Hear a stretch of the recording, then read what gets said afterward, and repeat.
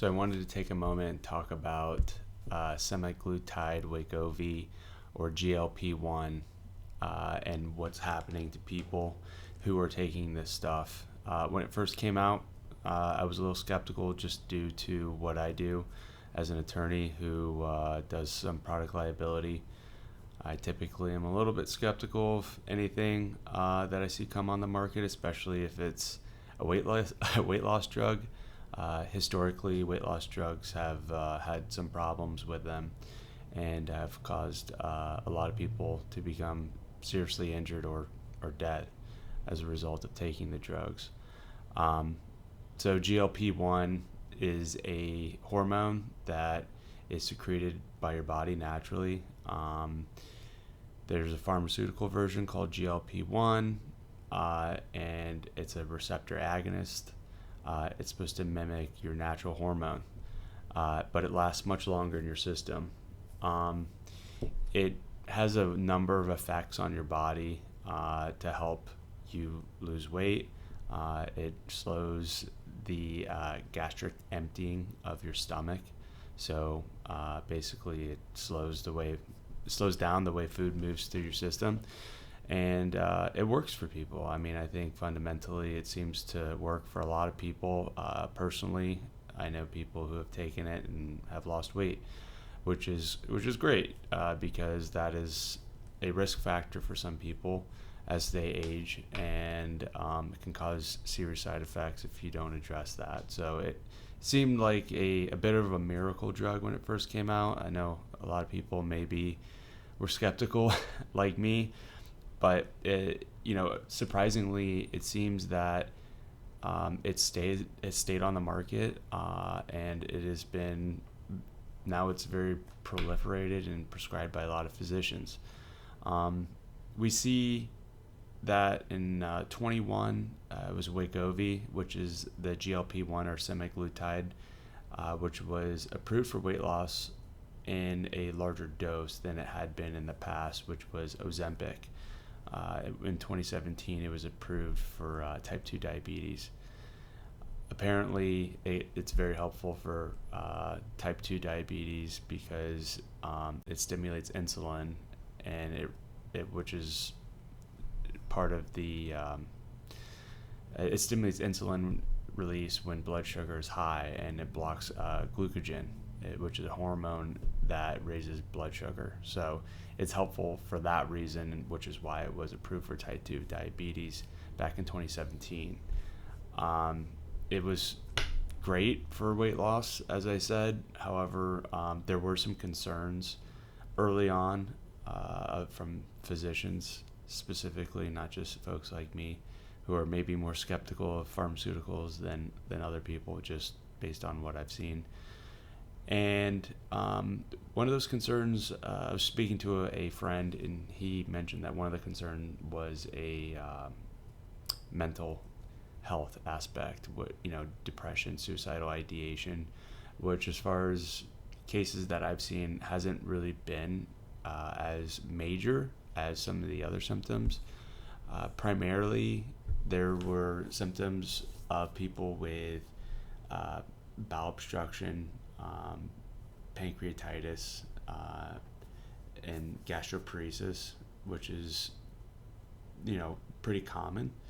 But the other side effect that a lot of people talk about is Ozempic face, which is a loss in face volume, and so people's faces change over time who take it. Not everyone, but some people mention that. Some people also complain about hair loss.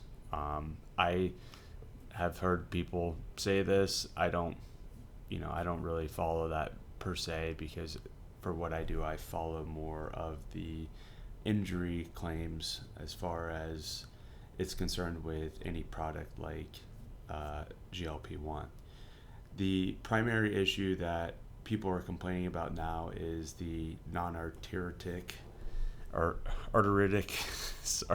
anterior ischemic optic neuropathy, which is NAION, which is basically a stroke of the optic nerve, and it basically causes you to lose your vision, and it's irreversible. And I haven't been able to figure out if you stop taking GLP-1, if as soon as you start losing your vision, if you can stop it. It seems that some folks have lost their vision completely. Some folks have very obscure vision, and it seems like a very serious side effect. And for this reason, a lot of people have filed suit against Wegovy and anyone producing semaglutide. The incidence of people with NAION taking semaglutide is about 4 to 7 times higher with patients who have diabetes and obesity. So there's obviously some sort of comorbidities associated with anyone taking this drug, and it's become a pretty big problem. Many people filed lawsuits against Wegovy because it wasn't necessarily mentioned on their on their label, and there's no black box warning when concerning NAION, and so a lot of people filed suit for this reason. There's over 2,000 active claims in what we call multi-district litigation, which is, people generally file lawsuits where they reside, and when people do that over multiple areas, it's called multi-district, long story short. And so the claims are being litigated right now, and it'll be interesting as to how this pans out, because it could have an effect on at least the labeling. The sad thing is that these companies are making so much money, it's not going to really slow down the way that this drug is prescribed. Perhaps physicians will provide a bigger warning to their patients with respect to their potential loss of vision. It seems relatively rare as far as I can tell, but still it's kind of a big problem to have if you are a person taking GLP-1. So it'll be interesting to see how this all plays out, but in the meantime, unfortunately, people are losing their vision, and they won't have any way to take care of themselves for the future, as far as not being or newly being blind. These people have to learn to live, and they're going to be filing lawsuits in order to be taken care of, essentially. So on top of whatever reason they're taking the GLP-1, they're also now newly blind, and that's very tough for many people, and perhaps not worth the risk of taking a drug like GLP-1, because potentially you are going to lose your vision versus lose some weight. So the reason why I think that GLP-1 isn't going to stop being prescribed is because it's such a moneymaker. For every $1 million these people are paying out, these companies are paying out, they're making billions. So typically there's a risk reward benefit, a risk benefit that they do, and they just determine whether or not they're going to keep prescribing these drugs.